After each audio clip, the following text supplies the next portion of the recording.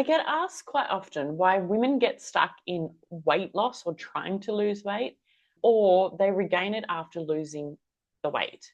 And so that's what this session is all about, being stuck in the cycles. It could be that you feel like you've tried everything to lose weight, but all you do is seem to see the scale go up or it doesn't move at all. Guess what?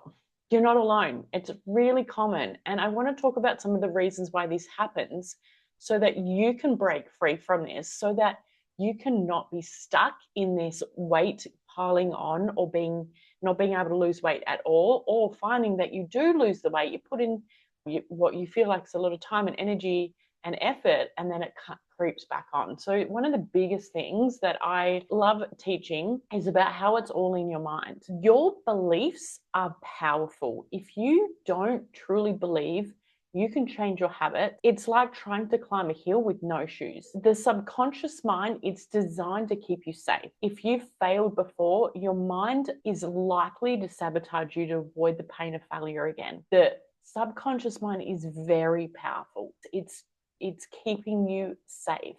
So if you have failed at any time in the past, it's going to most likely sabotage you so that you don't have to experience that pain again. The other part about the mindset is self-doubt.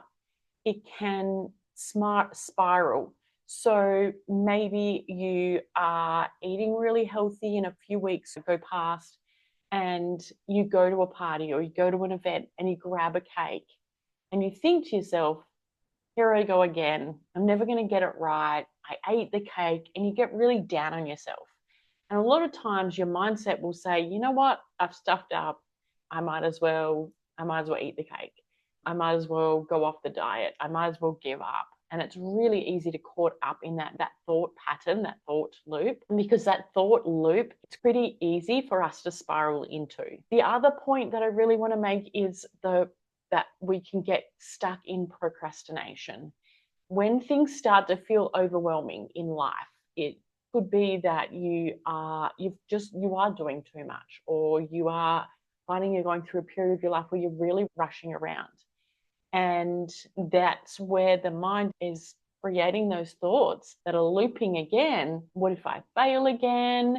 What about if I put this off? Now's not the right time. It can be another struggle that we're dealing with when it's in our mind. I get it. I've been there too. Like, I literally remember the thoughts that used to go through my head. I remember what it is that I used to think and feel when it came to this. Like, I truly know that my mind was not my enemy, but it was definitely working against me because I was stuck in these way of thinking, and these thought loops would happen to me on a daily basis, really. I want to just explain a little bit about a client I had, and her name's Jane, and she started the program working with me. She started really strong, and she started to see the weight come off, and she got really excited, and she was so focused and really pumped up. So to see that kind of progress within the first few weeks, she was just like, this is amazing. I feel so good. But then a few weeks down the track, she realized she'd put a kilo on. That small bump, that little kilo gain, felt like such a failure to her. So she just disconnected. She was hard to get hold of. She withdrew from her friends and family. She was really in that struggle mode and just pulling away from everybody. And she didn't consider that kilo of weight gain could just be a small, slight fluctuation that happens with women. It can be water weight. It can be a hormone. Sure enough, and when I finally got hold of her and was able to talk to her about it, she went in, after we had a chat, she went and weighed herself and found that that kilo had come back off again. Not that I encourage my clients to weigh themselves, it's a personal choice, but it's easy for us to get derailed by our why, our choices, our goals that we're working towards, if our mind can take over and create this belief that we aren't going to be able to do it, we're going to fail, here we go again, I'm never going to get this right. And so that can happen. It can feel like it's spiraling out of control sometimes. But you will be quite surprised how often that you're thinking that you don't even realize. Then I want you to think about if you have realistic expectations or do you have unrealistic expectations.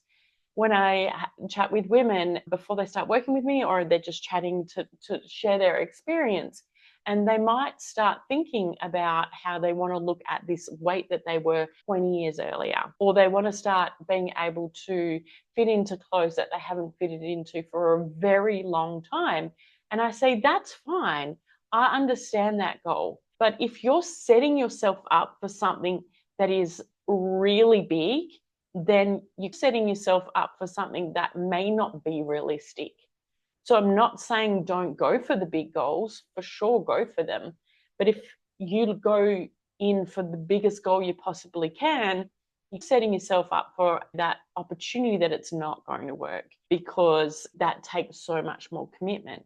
So instead of going, I'd like to weigh 20 kilos less in a couple of months, being really realistic and going, I'd like to lose 3 to 5 kilos very easily without dieting, without counting calories, without weighing my food, being really realistic about it. I think we get really caught up in the comparison game. We look at what other people are eating, what they're doing, what they're weighing, how they look, and we can then compare ourselves and think, I'm not progressing enough. I'm not getting the big enough results. Why is this not happening? And then that's where that I give up sort of feelings come in.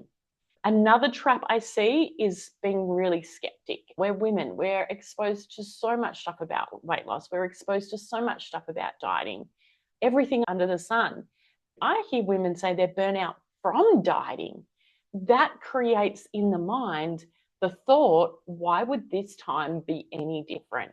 And that's being skeptic. It's natural when in the past things haven't worked, but it can also stop you from trying the right approach, because it could be that everything you've tried in the past was actually not really setting you up for success, but you don't see it that way. You see it as your failure, and it's not your failure.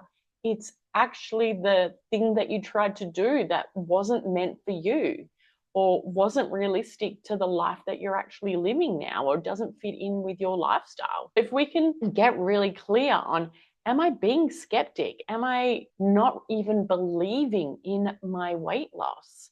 If I don't believe I can lose this weight, how is it supposed to happen? If you're in your mind, you're saying to yourself you can't do something, your mind doesn't know whether this is a story or a fact.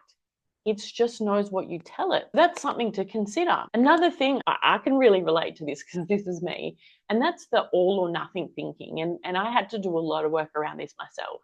We feel like if you're not eating 100% perfect, none of the what you might call bad foods, I don't believe we name foods but good or bad, but you start to look at foods like that, and then when you're not eating those foods, then you failed or you've stuffed up. And I do hear this, I was bad. I was bad on the weekend. I ate bread, or I was bad on the weekend and I ate some ice cream. That's really black and white thinking, and it creates so much guilt and sometimes shame. And a lot of times it can create binge cycles when we're in that all or nothing thinking. So if we can start to look at food as being, okay, this is what I want to choose because I want to eat healthier, rather than I can only eat this, I can't eat that at all. That's creating food rules. And for all the years I've been coaching, I can guarantee if you are living with food rules, you are not helping your relationship with food. You're confusing your mind and body around food. You might be creating stress before you've even started eating, because your body responds that food to bad or not good food or not part of the plan. The body responds by going, should we be eating this? This is confusing. What if you shift your focus and start looking at, instead of having good or bad food, instead of having all these food rules, you're looking at the focus being, I just want to be consistent. I want to consistently have a healthier breakfast, a more mindful lunch, and my dinner serving size is a better size. And this is the stuff I do with clients, and they're like, oh, I'm losing weight. I haven't even started changing my food yet. Yeah, because you've got rid of that all or nothing thinking. You've got rid of those food rules that you've been following for for so long that's confusing you. Then I think also that ties into when your goals are too big, where we say something which I think is totally crazy, like, I'll never eat chocolate again. That's not really going to support you.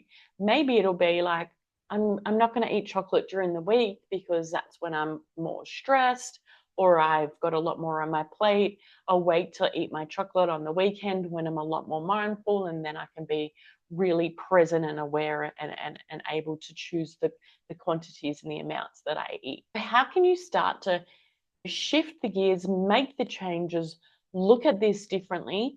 Remember that as far as I'm concerned, and the way I coach is, we got to look at our mindset. There's so much that's going on up here. Let's look at how you can start changing your mindset and creating some realistic steps. Start to challenge your beliefs. Believe in what you're capable of and not in the old beliefs of, I can't do this, I always fail. Remind yourself of the small wins. It could be that you choose to not have a second helping, and that might seem like a small win. It's actually huge. Make your goals realistic. Are your goals realistic? Add some more veggies in, drink more water, celebrate those kind of changes. Ditch the diet mentality. Bye-bye food rules. We don't need you. Forget good versus bad foods. Just look at how you can enjoy foods without guilt. If you're going to eat something, you choose to eat that, but you do that with information and knowledge instead. Look at how you can build some resilience to when things don't go according to plan, when you get caught out at a work do and you're really hungry and everything is deep fried and you choose to go and eat that. How can you enjoy the experience instead of beating yourself up or quitting because you had a bad day or feeling like you've gone backwards, which I hear a lot of? We haven't ever gone backwards. It's all learning. I think it's important to know there's so many of us that are working through this stuff and really trying to understand it, and to get rid of the rules, to get rid of the old belief systems around food, to learn to enjoy food, about it not being about weight gain or weight loss, and just actually enjoy the food, is food freedom. And it's the way we're designed. What I'd love you to do is start to think about, how can you make food choices that actually make sense, clear on the way that you're thinking and going about stuff. Start looking at what's happening in your subconscious mind and whether it's supporting you, and what kind of old belief systems have you got carrying on with you. I got told I had to eat everything on my plate or I was ungrateful, so I was overeating for a long time. When we start to discover what are the things that are connected to some old beliefs, we start to really understand why we eat and behave the way that we do. So I hope this has really helped. If you would like to share any of your questions or feedback, I would love to hear. I also offer a free 30-minute help call. You are most welcome. Click the link and let's chat. I can help you deep dive just on you in particular, what uniquely is happening for you, and we can make a little bit of a strategy plan. I hope this has helped. Thanks for joining me. Bye.